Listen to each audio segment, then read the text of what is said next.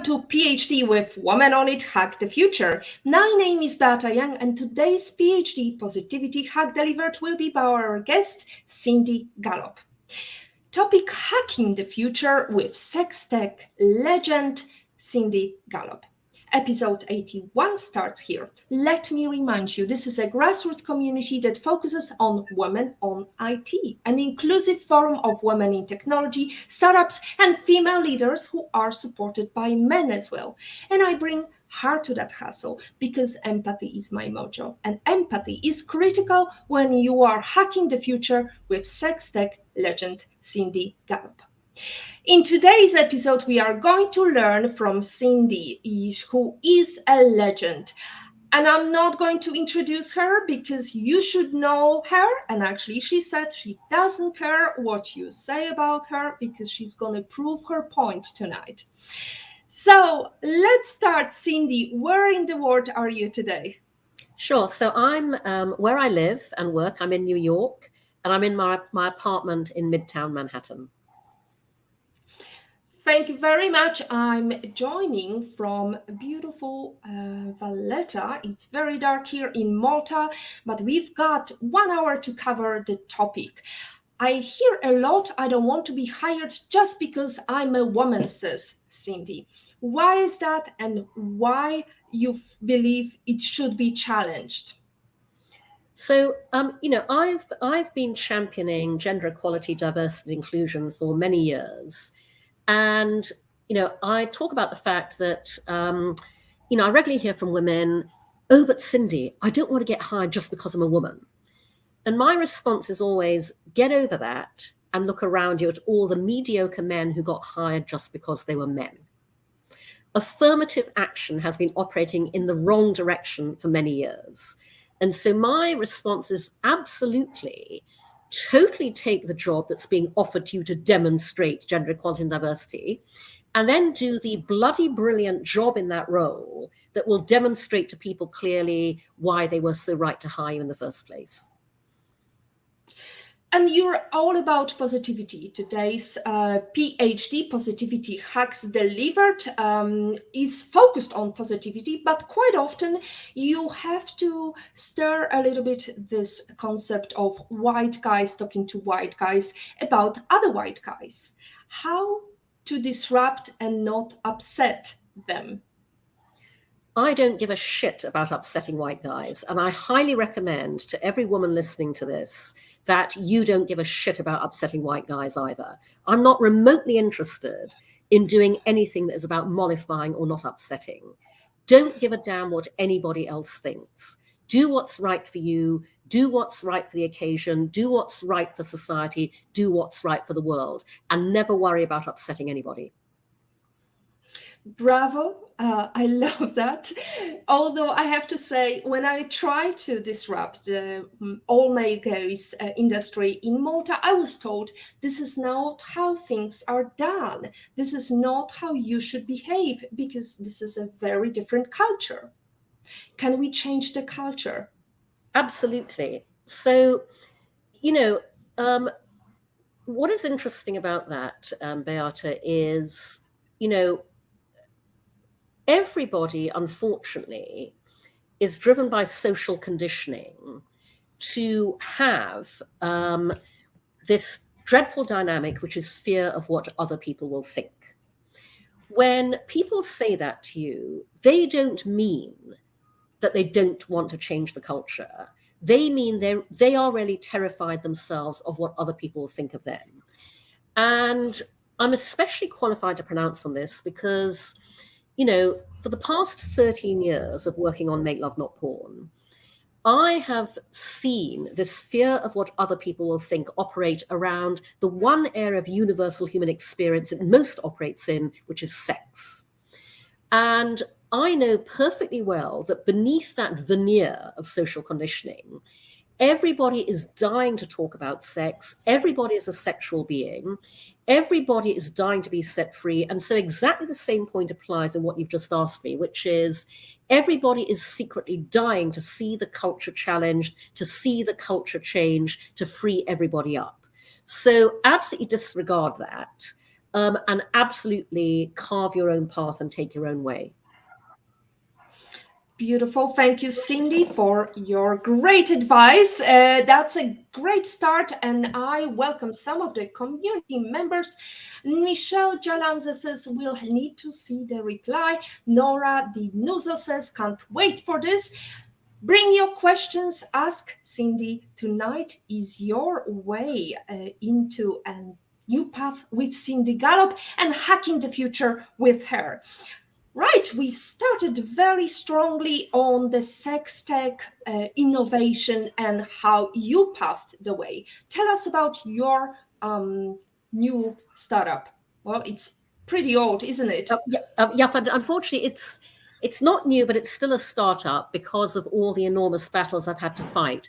So I have a business that started accidentally. And, I think it's worth saying that everything in my life and career has always happened by accident. I've never consciously, intentionally planned anything. So my business, Make Love Not Porn, came about because I date younger men. They tend to be men in their 20s. And about 14, 15 years ago, I began realizing through my direct personal experience dating younger men that when we don't talk openly and honestly about sex in the real world, porn becomes sex education by default in not a good way. I decided to do something about this. I put up as a little side venture a tiny clunky website at makelovenotporn.com that in its original version was just copy, porn world versus real world, launched at TED in 2009, and the entire world responded. And so I turned Make Love Not Porn into what it is today, the world's first and only user-generated, human-curated social sex video sharing platform. We're kind of what Facebook would be if it allowed you to socially, sexually self-express, which it clearly doesn't. The way to think about Make Love Not Porn is, if porn is the Hollywood blockbuster movie, Make Love Not Porn is the badly needed documentary. We are a unique window onto the funny, messy, loving, wonderful, hilarious, awkward sex we all have in the real world. We are socializing and normalizing sex, making it easier for everyone to talk about, to promote consent, communication, good sexual values, and good sexual behavior. We are literally sex education through real-world demonstration. And so we are pioneering the social sex revolution. The revolutionary part is not the sex, it's the fact we're making it social.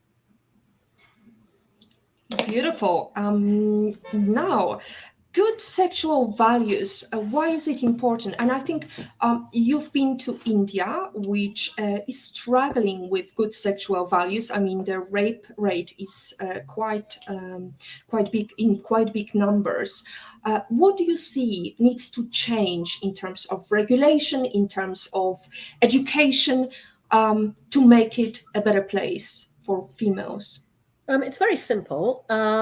India, like every other country in the world, needs to fund Make Love Not Porn so that we can scale across every single country in the world. And by the way, we are already global. Make Love Not Porn gets traffic and members from 220 countries and territories. But what we need is funding and champions. And what we are doing is utterly unique because ultimately, our mission at Make Love Not Porn is to end rape culture. We have 10 years of proof of concept. We help to end rape culture by doing something incredibly simple that nevertheless nobody else is doing anywhere. We end rape culture by showing you how wonderful, great consensual communicative sex is in the real world. Our social sex videos at Make Love Not Porn role model good sexual values and good sexual behavior. And here's the important part. We make all of that aspirational versus what you see in porn and popular culture. So we are reinventing aspirational culture around sex. And, in answer to your question, I designed Make Love Not Porn around all of my own beliefs and philosophies. One of which is that everything in life starts with you and your values. So I regularly ask people this question. What are your sexual values? And nobody can ever answer me because we're not taught to think like that. Our parents bring us up to have good manners, a work ethic, sense of responsibility, accountability. Nobody ever brings us up to behave well in bed. But they should. Because in bed, values like empathy, sensitivity, generosity, kindness, honesty, trust, respect are as important as those values are in every other area of life where we're actively taught to exercise them. And so at Make Love Not Porn, we are building community around shared sexual values. And even I, who had this idea and concepted the business, even I am blown away at how strong a community we've built around good sexual values and good sexual behavior. Good sexual values, good sexual behavior was also part of our communication before with Kate Menting. A long time ago, they were speaking to us from New Zealand. Their new platform is launching in New Zealand. And they said that very often when they went to schools to talk about sexuality, they were met with giggles and shyness. Can we start very early, or is it forbidden? Should we start talking about how to behave in bed from early age? Absolutely.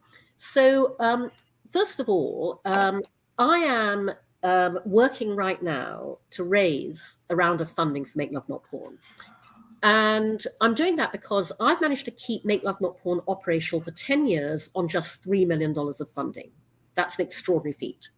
So the time has come to raise a serious round of funding. I'm working to raise $20 million to scale the core business, but also to build out what I'm calling the Make Love Not Porn universe, which is a social sex ecosystem of a number of product expansions that are designed to be very compelling standalone businesses, but also to turbocharge the growth of the core business as growth engines. And the first one of these product expansions I've had in the pipeline for many years. I've not been able to raise the funding for it until I believe the time is now. And that is in many ways a very obvious extension, because parents and teachers began writing to me from day one of Make Love Not Porn. So I want to build out the 0 to 18 safe for work sex education expansion of Make Love Not Porn, makelovenotporn.academy. If you go to the URL, you'll see a very old holding page there. I bought the URL many years ago. But this will be what I characterize as the Khan Academy of sex education. Because Khan Academy tutors on every other topic under the sun except this one. EdTech is exploding as a sector, but not in this area. So the way this works is I want to build out Make Love Not Porn Academy on the same principles as makelovenotporn.tv. User-generated, crowdsourced, curated revenue share. Because I'm not about reinventing the wheel. This is an aggregation hub for the world's sex education content. So the way it works is we will build out Make Love Not Porn Academy. And by the way, it's a very efficient build. We're simply repurposing our existing human curation content publishing infrastructure. And we will then invite sex educators from all around the world to submit to us their own content. Coursework, materials, videos, books, comic strips, whatever it may be. We will curate. At the heart of everything we do lies human curation. We only publish what is Make Love Not Porn endorsed. And we will then publish all of this content segmented by age appropriateness. So if you're a parent freaking out going, oh my God, my 6-year-old just asked about this, what do I say? Here's the section where you would go for entirely age-appropriate tools and content to be able to have that conversation with a 6-year-old. If you were a teacher with a class of 14-year-olds, here are your age-appropriate teaching materials. If you're an adult, access all areas. Adults are as desperate for this information as anybody else. But here's the really important thing. Make Love Not Porn Academy is designed to be accessed by children and young people without parental and teacher gatekeeping. And here's why that's important. So I have a friend who is a mother of a couple of kids, and this happened when her son was 8 years old. She monitors her children's browsing history, as you have to, and she saw that her son had searched on the family computer for sex for children. And so her son was 8 years old. Okay, she mildly freaked out, but she did the right thing, stayed calm, sat him down and went, darling, I see you've done this. Why is that? And this anecdote is adorable and horrifying in equal measure, because her son wanted to learn about sex. And he was a child, and he knew as a child, he wanted to learn about sex in a child-appropriate way. And so he Googled sex for children, and you can imagine the kind of thing that came back. He was utterly traumatized. And so that is why at Make Love Not Porn Academy, as a child, you can enter your age, and you will only be served age-appropriate sex education content. Now, a lot of this will be free to access, but we'll also charge to download, subscribe, bulk buy if you're a school. We're talking different revenue streams, different use cases. And by the way, we're talking a huge revenue generator. And we will then split the income 50-50 with its creators, the educators, the same way we do with our Make Love Not Porn stars at makelovenotporn.tv. Because right now, nobody goes into sex education to make money. I have friends who are brilliant sex educators all around the world. They face all the same barriers we do at Make Love Not Porn. Their content gets blocked on Facebook, Instagram, TikTok. They can't make a living doing this. They've had to take other jobs to survive. And I want to change that, because what they're doing is enormously valuable work globally. Well, I hope our video is not going to be blocked because we talk too much about sex. Hopefully I won't have to blur the words here, but I would like to ask you, Cindy, you're a serial entrepreneur, you've hacked the future, you've managed so many businesses. There is also another venture, which is If You Run the World, and also All the Skies. Talk to us about these. Sure. So If We Ran the World was my first startup, and it's based on the fact that I'm all about redesigning business models. I do a lot of consulting and public business speaking on this topic. And, I live my own philosophies. So I absolutely designed what I believe is the business model of the future, which is shared values plus shared action equals shared profit, financial profit and social profit. And what I mean by that is when brands and businesses come together with their audiences, and audiences can be consumers, employees, analysts, any stakeholders.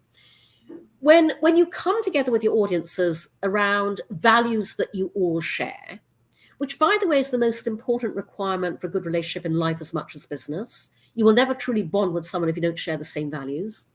When you come together around shared values, and when you are then enabled collectively and collaboratively to co-act on those values, to walk the talk together, you can then make things happen in the real world that will benefit consumers, benefit society, and benefit the brand and its business. So If We Ran the World was co-action software designed to help brands and businesses integrate this business model. And when Make Love Not Porn blew up, I had to back burner If We Ran the World, because even I, superhuman as I am, cannot run two startups simultaneously.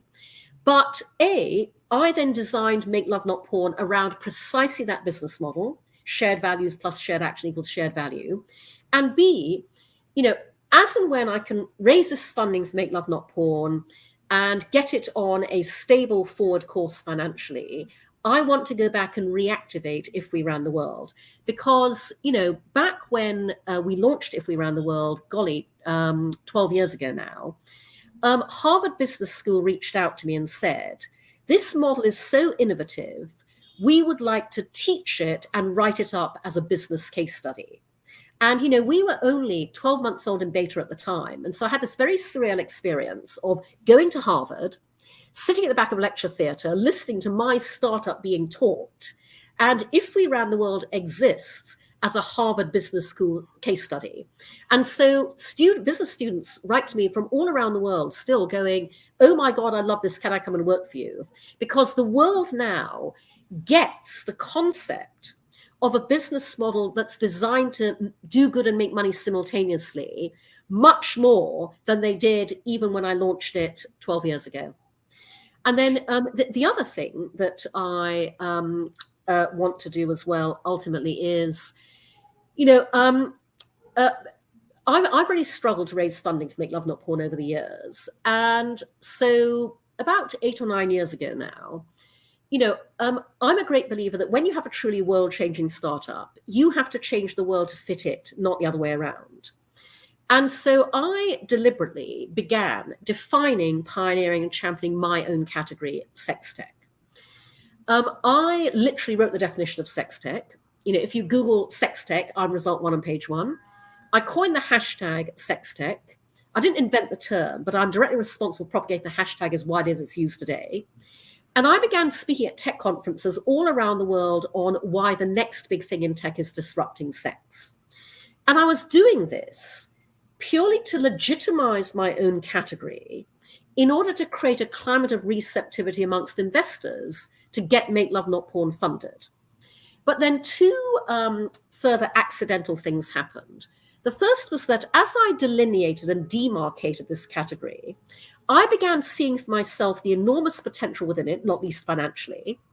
And the second thing was that I gained a reputation as a global champion of sex tech. And sex tech founders began writing to me from all around the world. And they write because they face all the same barriers I do. Can't get funding, can't put payments in place. But literally every day, a sex tech founder writes to me from somewhere in the world. And I realized that I have extraordinary access to unique sex tech deal flow. And so that was the point at which I went, okay, in order to get my own startup funded, I'm just going to have to get the entire category funded. And so because I was having trouble raising $2 million to scale Make Love Not Porn, I decided, seemingly counterintuitively, to raise $200 million to start the world's first and only sex tech fund. Because if nobody else is going to do it, then I would. And I'm very frank about the fact that this was an act of desperation, a last resort. But as I began having dialogues with investors, I found that what I surmised was correct. There are many people interested in funding the category versus a single venture within it, for a couple of reasons. A, I do your due diligence for you. I am the OG domain expert. And B, when you fund a fund, it's at one remove from funding something actually to do with sex. Now, I had to back burner my sex tech fund, All the Sky Holdings as well, because I raised that $2 million from an unexpected source, which was my original angel investor. But, as and when I raise the $20 million I'm seeking to raise to Make Love Not Porn now, I'm absolutely going back to reactivate my sex tech fund, because also investors keep writing to me saying, I'm interested in funding this. And so the potential only gets greater the more I break down all of these barriers for all of us who work in the sex tech field. And so I will absolutely be raising that sex tech fund one of these days once Make Love Not Porn is funded. Beautiful. Thank you, Cindy. We are looking forward. We are keeping our fingers crossed for your very much in line with empathy economy startups. Now we have a couple of questions and comments coming. Nora Di Nuzo, if you are on your lunch break, tune in now or watch later. Cindy Gallop is a legend and always shares such valuable advice. Every woman on LinkedIn should follow her. Absolutely agree. Esmeralda, hi Beata, a very fabulous guest you have. I love the spirit and conviction, Cindy. And also the shirt looks nice. Make Love Not Porn t-shirt is available. Yep, you can buy our merchandise on our website. Go to makelovenotporn.tv and click on merch. You too can have a Make Love Not Porn t-shirt like this. Absolutely, you can do it as soon as we finish. Let's run through a couple of more questions. Hi, Cindy. Thank you so much for telling everyone. Marianne says, it's okay to be single and to die alone. Tired of people, neighbors telling me otherwise. I'm sorry, Marianne. You just have to deal with this shit, as Cindy would say. Now, is there a guide or Cindy bought Make Love Not Porn versions, especially to people without any experience? Marianne is asking. Sure. So Marianne, absolutely. Basically, all of our videos on makelovenotporn.tv exemplify my philosophy of communication through demonstration. And so every one of our videos is sex education through real-world demonstration. And we have a number of members at Make Love Not Porn who've said to us, I'm not ready to have sex yet. I haven't had sex yet. But these videos are amazing at making me see the kind of sex life I want to have. And we just get very, very moving comments. One young man commented on one of our videos saying, they were 28, they've just started having sex. They are so nervous about, oh my God, expectations. What if something awkward happens? And this was a comment on a video where, this lovely couple of Make Love Not Porn stars, as we call our contributors, I think that this is a video where, in fact, it was a straight couple, and the man, suddenly came a great deal more quickly than he was expecting to. But because it's Make Love Not Porn, that's where you get to see them. And this young gentleman left this comment saying, I love this video. He said, for so many more reasons than just the sex, for the communication, for the reassurance, accidents happen. And so, we are absolutely educational for anybody and everybody, including people without any experience. And you should know also that, a lot of parents are buying their 18 and over children subscriptions to Make Love Not Porn because, as they tell us, I want my kids to see what happy, healthy, loving sex relationships look like. Porn exists in a kind of parallel universe, a shadowy underground. When you force anything into the shadows and underground, you make it easier for bad things to happen, and you make it a lot harder for good things to happen. Cindy, that's quotation from your interview. Nora D. Nizel says, ejaculate responsibly is getting a ton of positive press now. Maybe the world is finally ready for a public discourse on sex ed and more quality, honest content. Now, if I can just respond to that, Beata. No, absolutely. Yeah. I'm a huge fan of Gabrielle Blair, who wrote Ejaculate Responsibly. We follow each other on Twitter. And Ejaculate Responsibly is a wonderful book that I highly recommend. But Nora, I completely agree with your point, because I've spent 13 years parallel pathing two things: working to build Make Love Not Porn and working to change the cultural context around it. And, as I said earlier, in the spirit of when you have a truly world-changing startup, you have to change the world to fit it, not the other way around. I've spent 13 years taking Make Love Not Porn to an unprecedented level of social and business acceptance. And I'm now seeing, 13 years on, all of that hard work paying off, because we are absolutely at a tipping point in terms of people wanting more openness around all of this, especially, by the way, Gen Z, who are a very different generation altogether. And so I really feel we're at a zeitgeist moment. And by the way, that is indicated by the experience I'm having right now finding investors for Make Love Not Porn. Because here's my challenge. I'm looking for investors. I know that my investors are out there. There are a ton of them. And by the way, there are a ton of them in every single country in the world. My challenge is they're impossible to find by the usual means, because they all have one thing in common. Your willingness to fund Make Love Not Porn is entirely a function of your personal sexual journey. It's a function of your personal lens on sex and sexuality, which has been shaped by your own experience. And I have no way to research and target for that. Not least because sex is the one area where you cannot tell from the outside what anybody thinks on the inside. The people who look like they would totally get it don't. The people who look like complete prudes do. And so my strategy for finding investors has been, I put what I'm doing out there all the time. I promote Make Love Not Porn across all my social channels. I do every media interview I'm asked to. I go on every podcast, because I have to rely on making synaptic connections happen that will attract those investors to me. Now, this is a very long, slow, painful process, highly inefficient. But the good news is every so often it works. And the even better news is in the past year, it's been working more and more. I have to tell you, I am gobsmacked at how effective LinkedIn is at bringing me incoming investor interest. I mean, I unashamedly post on LinkedIn about the fact I'm looking for funding, and investors write to me out of the blue and say, Cindy, I saw you're raising funding. I'd like to talk. Tell me more. I'm intrigued. And that is very different from when I began trying to raise funding, seed funding for Make Love Not Porn 13 years ago. So I really think we are in a whole new era.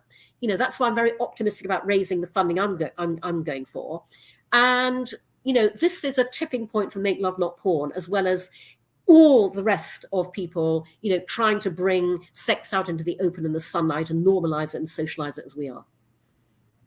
Well, let me point to some of our listeners, the fact that it seems to be so obvious, so easy. You've got the community, you've got cash flow, you've got, you know, marketing strategy nailed down, you've got the roadmap, and steady on, steady on, steady on. No, it's not that easy. And I wouldn't say we've got cash flow. Basically, I've fought a battle every single day for the past 13 years to keep this business alive. Just to keep it alive, let alone grow it. That's because every single piece of business infrastructure any other tech startup gets to take for granted, we can't. The small print always says no adult content. And this is all pervasive across every single area of the business in a way that people outside the sphere do not realize. It's not just that historically I couldn't get funded, I couldn't get banked. It took me 4 years to find one bank here in America that would allow me to open a business bank account for Make Love Not Porn. Try doing business for 4 years without a business bank account. Not going to tell you how I did it in ways I shouldn't have, but it makes your life extraordinarily difficult. My biggest operational challenge is payments. PayPal won't work with adult content. Stripe can't. Mainstream credit card processors won't. We have to work with adult-friendly payment processors who, because anybody adult has nowhere else to go, charge extortionate rates. I pay out 12% of my revenue every month in payment processing fees alone. That's a massive business growth inhibitor. Every single tech service I need to use to operate a video platform, hosting, encoding, encrypting, the terms of service always say no adult content. In every single case, I have had to go to the people at the top of the company, explain what I'm doing, beg to be allowed to use their service. Sometimes they let me, sometimes I don't. It's a very labor-intensive process. I never get to work with best in class of anything business partner-wise. We had to build our entire video sharing platform from scratch ourselves as proprietary technology because existing streaming services will not stream adult content. I'm so jealous of friends who built video startups on top of Vimeo. Quick, easy, simple, cheap. I can't do that. Even something as simple as sending our membership emails out. You know, MailChimp won't work with adult content. You know, we were rejected by a ton of them. Only SendGrid would work with us. You know, this is how ridiculous it is. A few years ago, I needed a contract user experience designer. I put a perfectly standard UX designer job description up on Upwork. 20 minutes later, Upwork took it down. They told us we're not allowed to advertise jobs on Upwork because we are Make Love Not Porn. And the biggest business growth inhibitor of all is that we are banned from advertising anywhere. We are banned from advertising on Facebook, Instagram, Twitter, Reddit, I ask you, Google, YouTube, TikTok, Snapchat, and in traditional media. Now, one of the reasons I'm raising funding is because those advertising barriers fall when I write a big enough check. When I have serious money, I can advertise.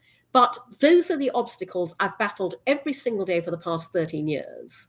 And so, as I say, it's a goddamn miracle Make Love Not Porn is still here, still operating. And that is why investors should fund me and Make Love Not Porn. Because I and we have the persistence, the resilience, the determination, the grit, and the proven traction that investors should be putting $20 million behind right now. Absolutely. Fund Cindy should be a hashtag trending, just like SexTech that Cindy developed. Now, do you think your life is going to be easier once you're going to set up VC fund? Because it's still going to be around sex. Oh, no. The huge opportunity, and this is why I really want to get Make Love Not Porn funded as quickly as possible so I can then turn to raising my SexTech fund. Because I have a vision for SexTech unlike anybody else. And I am the only person with 13 years of domain expertise who can make this vision happen. Because oh my God, the money that I am going to be able to make for the investors who back me. And that's money I'm going to be able to make in two areas. The second one of which right now nobody even thinks about because nobody even thinks it's possible. So the first area is obviously, oh my God, the money to be made out of sex generally. We all have it. We all enjoy it. And very importantly, in today's economic downturn, sex, what I'm doing at Make Love Not Porn, and sex generally, we are recession proof and the market never ever goes away. But the second area is, oh my God, the money to be made out of socially acceptable sex. Because I want to do for SexTech what I'm already doing at Make Love Not Porn, where it's not just what we do, it's the way that we do it. When you do what we're doing at Make Love Not Porn, socialize and normalize all of this, you then socialize and normalize people feeling really okay about publicly buying your goods, products, and services, publicly then doing what we do with everything else, reviewing, recommending, sharing, advocating, and publicly badging themselves as brand ambassadors. That's the trillion-dollar financial future I'm going after, socially acceptable sex. Socially acceptable sex, and also you are talking about building a community. Now, we've seen some hate speech involving communities. It wasn't really social platforms. I mean, they were antisocial. How is your platform approaching hate speech? So this is where the rest of the internet should be learning from me and Make Love Not Porn. And I want to contextualize our approach within the framework of the tech landscape as a whole. The young white male founders of the giant tech platforms that dominate our lives today, they are not the primary targets, online or offline, of harassment, abuse, racism, sexual assault, violence, rape, revenge porn. Therefore, they did not, and they do not, proactively design for the prevention of any of those things on their platforms. And we see the results around us every single day. Those of us who are most at risk every single day, women, people of color, Black people, LGBTQ, the disabled, we design safe spaces and safe experiences. I and my tiny team spent literally years concepting and designing Make Love Not Porn before we ever built it, because we knew that if we were going to invite people to do something they've never done before, socially share their real world sex, we had to think through every possible ramification of that to create a completely safe and trustworthy space. As a result, not only does Make Love Not Porn operate unlike anybody else in the adult sphere, we operate unlike anybody else on the internet, period. And that's because I designed Make Love Not Porn through the female lens to be the safest place on the internet, because I designed it around what everybody else should have, nobody else did, human curation. There is no self-publishing of anything on Make Love Not Porn. Our curators watch every frame of every video submitted from beginning to end before we approve or reject and we publish it. No one else does that. Our curators review every post on every member profile, photos, text, illustration. And by the way, on Make Love Not Porn, your profile posts can be as safe work or not safe work as you like, but we review them, we approve or reject, we publish them. Nobody else does that. We review every single comment on every single video before we approve or reject and we publish it. Nobody else does that. We can vouch for every single piece of content on our platform, and that is why we are the safest place on the internet. But for us, human curation starts even further back before you even get to our platform. We make it crystal clear what Make Love Not Porn is all about. We are pro-sex, pro-porn, pro-knowing the difference. We make it clear what kind of content we want, social sex, not just in our FAQs, but in every media interview on all our social channels. Guess what? When you make it clear what kind of content you want, good sexual values, good sexual behavior, that is the only kind of content you get. We have no hate speech on Make Love Not Porn, because when you design through the female lens, you design the ability to hate speak out.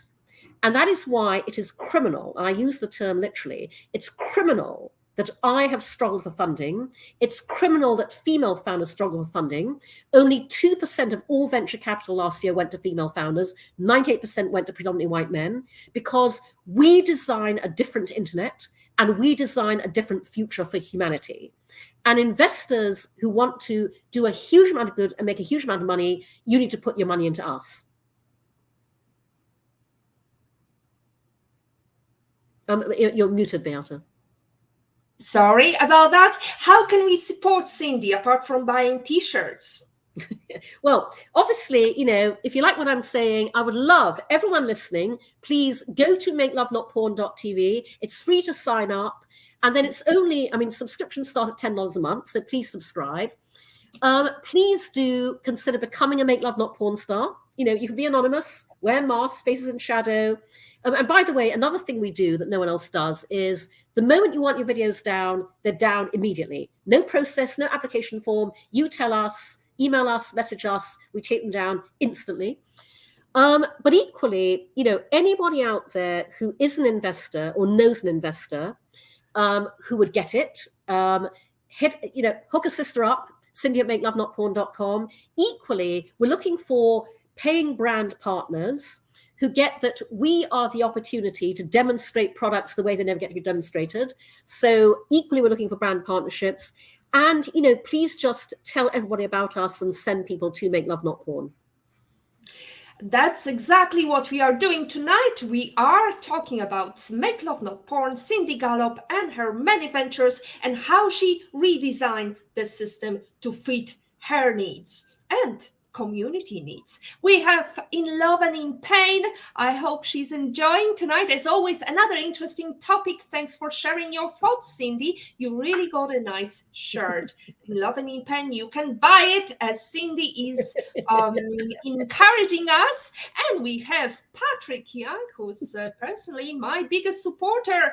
And I'm not going to share what we are going to do next. Probably some present is going to happen for this Christmas. Phenomenal, inspiring, and magnificent. We're all pro Cindy Gallop now. Thank you, Beata, for such an inspiring guest once again. We are not over yet. It is not over yet. Cindy, I wanted to ask you, you said there is no questions of limit, and you talk about, you're all about action, not talking, but also walking the talk.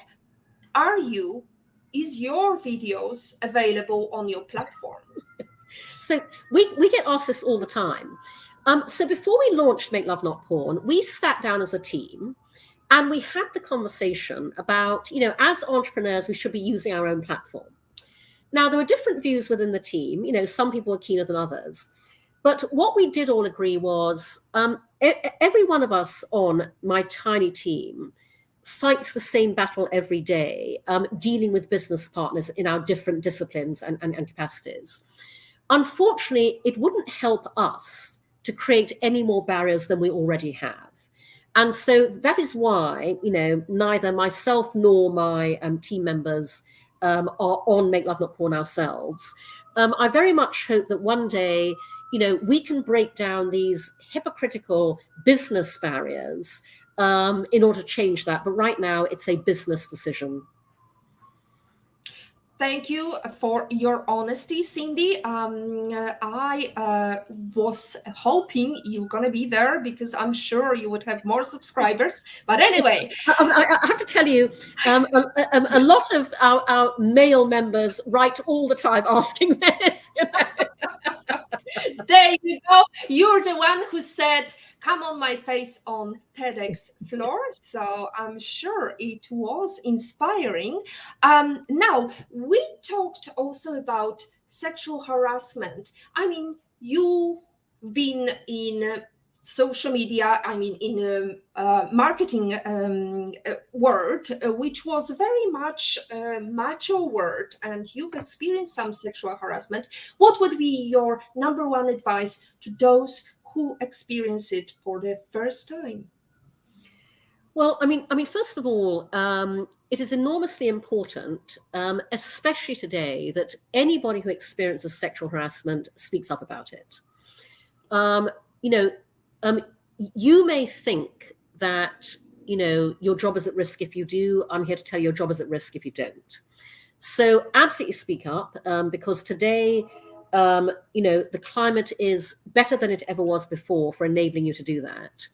But honestly, the more important message is to business leaders everywhere, because sexual harassment magically disappears completely in any working environment where you either have staff that are 50-50 male-female, or ideally more female than male. The moment you have a fully gender equal working environment, no more sexual harassment, for two reasons. The first is that, in a work environment that is 50-50 male-female, or again, ideally, let's say more female than male, there is then not the implicit bro endorsement around the men, it's okay to behave like that. And secondly, in a gender equal or more female than male work environment, where men every single day are therefore interacting with and working with women as professional equals, exposed to women's brilliance, talent, skills, insights, working equally with them as part of the team, men cease to see women in one of only two roles, girlfriend or secretary. So it's very simple. Corporate leaders everywhere, get your company at every single level to 50-50 male, female, or more female than male, no more sexual harassment. Absolutely. Now we are based in Malta. I've met many women who talked to me about what they heard and they never spoke up. You're the predecessor of Speak Up. You have to challenge the status quo, and men far outnumber women in politics. The number of female candidates largely pleased since the early 2000s, with a blanket ban on abortion. I'm sorry about that. I'm really upset about that. And no exceptions made for incest, rape, or when the mother's life is at risk. And until 2011 in Malta was one of the only three countries in the world who did not allow divorces. So now, how do we change that? Do we speak up? Do we go to regulators? Because as Helena Dali, who's a politician here in Malta, said, it's so easy to change the regulation, but it's so difficult to change the mindset. So, what I would say to that, Beat, is what I say to women everywhere, which is start your own industry. And what I mean by that is I encourage every woman to start your own business. But I deliberately articulate like that because when you start your own business, you can design it to work exactly the way you want it to. And when you do that, you are starting the industry we all want to live and work in. And the reason why that is my response to you is because, again, I'm all about communication through demonstration. First of all, when women start businesses and grow them successfully, they can then hire other women, and other women then get the kind of working environment devoid of sexual harassment that we all want to be able to work in. When women start businesses that hire other women and succeed and make money, you demonstrate to the men that there is a completely different way of working and that you need to take women seriously in that context. I regularly say we don't get taken seriously until we get taken seriously financially, but also because at the end of the day, and again, I've been saying this for decades, I want every single woman to unashamedly sit out to make an absolute goddamn fucking shit ton of money. And I articulate that deliberately because that is how much money I want all of us to make. And I want you to do that not just for you, but because when all of us make an absolute goddamn fucking shit ton of money, we can then use that money to fund other women, to support other women, help other women, donate to other women. We need to build our own financial ecosystem because the white male one is not working for us. And in that context, money is power. When we make money, we can hire lobbyists. We can effect regulation change. we can do all sorts of things to change exactly what you're talking about. When we get taken seriously financially, the men have to listen, and we have the money and the power to make shit happen. Absolutely. I mean, I have seen so many females so happy to be included in the panel. And I remember you saying that you support yourself financially, you bootstrap your ideas, and you always ask for reimbursement in order to do that. I've seen so many females just eager to be on that panel and not asking for reimbursement. What would be your number one advice? How to change that mentality? Sure. So it's very straightforward. And just to explain to our listeners, what Beata is referencing is the fact that, I have to support myself alongside Make Love Not Porn until I raise the kind of funding where I can pay myself the kind of salary. I don't have to do that anymore. And so I support myself through paid coaching. And by the way, I do personal coaching, if anybody's interested, paid business consulting, and paid public speaking. And there are two very important points about that latter, which is what Beata's asking about. First of all, people value you at the value you are seen to put on yourself. Never give anything away for free, because nobody appreciates anything they get for free.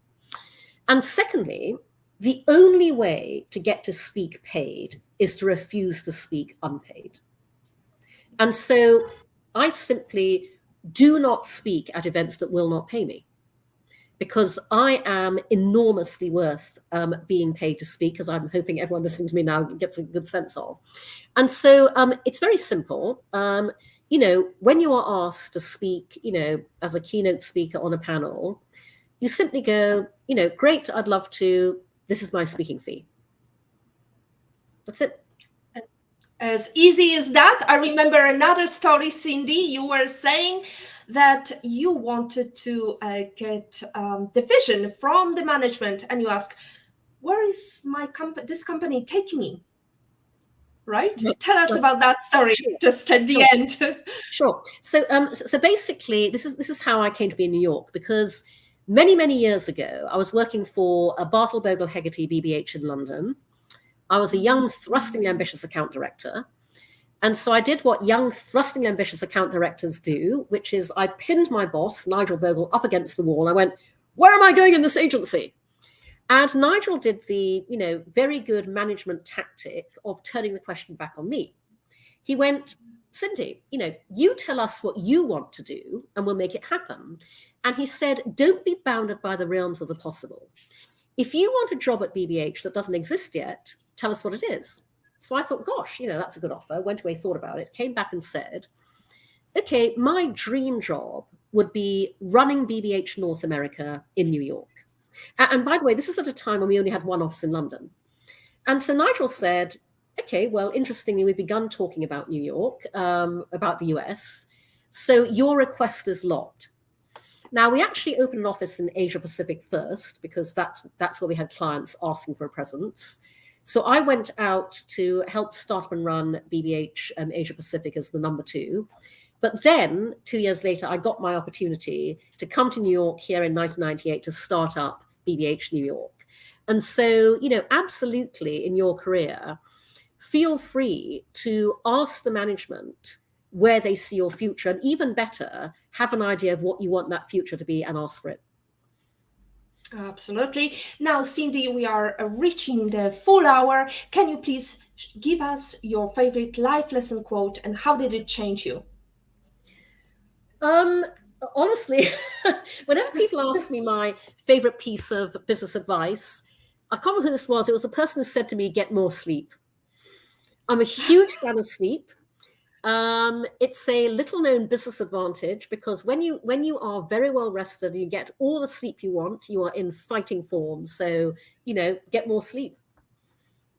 Get more sleep, and I'm not even sure who's the source of the quotation because we've got so many quotations. We could run the whole show around Cindy Gallop's quotations. The single largest pool of untapped resource in this world is human good intentions that never translate into actions. We have a couple of comments. Nora says, Cindy, you were a major inspiration to me when leaving the ad agency world to start my own growth consultancy pitcher for small businesses last year. I just celebrated my first anniversary in October. Thank you for lighting a fire in me, and I'm sure so many other women entrepreneurs. Absolutely, Cindy, you are a trailblazer. And Patrick says, here, Cindy, don't speak for free. I entirely agree. And yes, you are worth it, to coin an ad phrase. Now, Cindy, we always ask this question. Imagine the pandemic is over. It's nearly over. You could invite any person in the world to have private breakfast anywhere in the world. Who would you invite and where would you go to? Well, honestly, the answer is just very straightforward. And to be frank, I've been doing this since lockdown ended. But I would just spend time with my mother anywhere. I mean, I go back to London every 4 to 6 weeks to see my mother, who's 89 years old, about to turn 90, lives in London, and so I would do what I am doing anyway. I would just spend time with my mother. Well, it's amazing that your mother is a mother of 4 daughters. Are all your sisters like you? We're all very different, and we all do very different things. Absolutely great, Cindy. Thank you so much. She's actually from Malaysia, as I remember. Yep. Is that a mixture of different cultures that made Cindy the person she is today, or who made Cindy? Yep. I mean, my father was English. He's no longer with us. My mother's Malaysian Chinese. I was born in the UK, but I grew up in Brunei and Borneo. And so I consider myself very much a global citizen. Out of discomfort comes greatness, as Cindy likes to say. And that's it from episode 81 of PhD Livestream. Thanks to our guest, Cindy Gallop. To stay updated and ensure you never miss a positivity hack delivered, follow Woman on It and turn on notifications to be alerted once a video is released. Thank you so much for our great commentators. We've got Dr. Michelle Jalanza, Nora Di Nuso, Ayo Esmeralda, Marianne Madera, In Love and in Pain, and my husband, Patrick Young. Thank you for listening. Next week, we are going to talk about women in manufacturing, trailblazing in the manufacturing world. Thank you, Cindy. That's great. We are always reminding you, think. If you don't like something, change it. If you can't change it, change your attitude, as Maya Angelou says. Today is your day to hug the future, hug the positivity you want. Thank you. It's been a pleasure, Beata. Take care. Bye. You too. Bye.